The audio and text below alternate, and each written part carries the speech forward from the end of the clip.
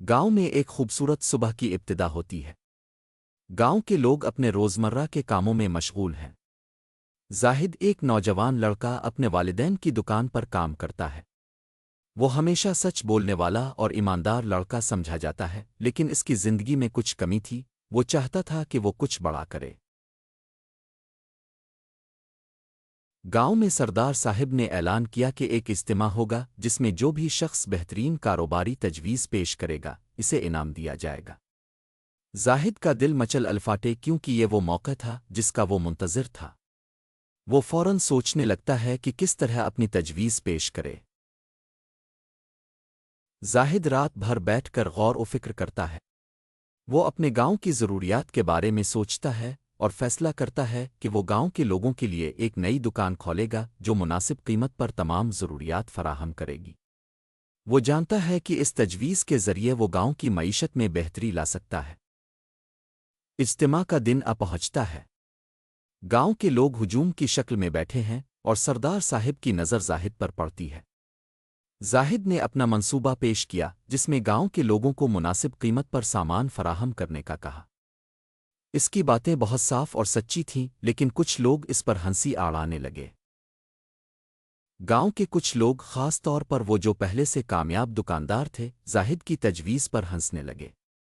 वो कहते हैं कि गांव में पहले ही बहुत सारी दुकानें हैं और उनका मंसूबा कामयाब नहीं हो सकता।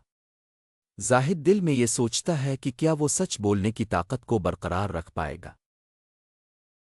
जाहिद ने अपनी तजवीज़ से दस्तबरदार होने का नहीं सोचा। वो दिल में जानता था कि इसका मंसूबा गांव के लोगों की जिंदगियों में बेहतरी ला सकता है। वो फैसला करता है कि वो लोगों की राय लेकर अपने मंसूबे को मज़ीद बेहतर करेगा। जाहिद गांव के लोगों से बात करता है और उनसे पूछता है कि उन्हें किस किस्म की चीज़ों की कमी महसूस होती है या किस चीज़ की कीमत ज़्यादा है। इसके बाद वो अपनी तजवीज़ में उनकी राय शामिल करता है। वो अपनी तजवीज़ को मज़ीद माकूल और फ़ायदा मंद बनाने के लिए सख्त मेहनत करता है। जाहिद अपने तैयार करदा नए मंसूबे के साथ दोबारा इज्तिमा में आता है। इसने लोगों की राय के मुताबिक अपनी तजवीज़ में तब्दीली की थी।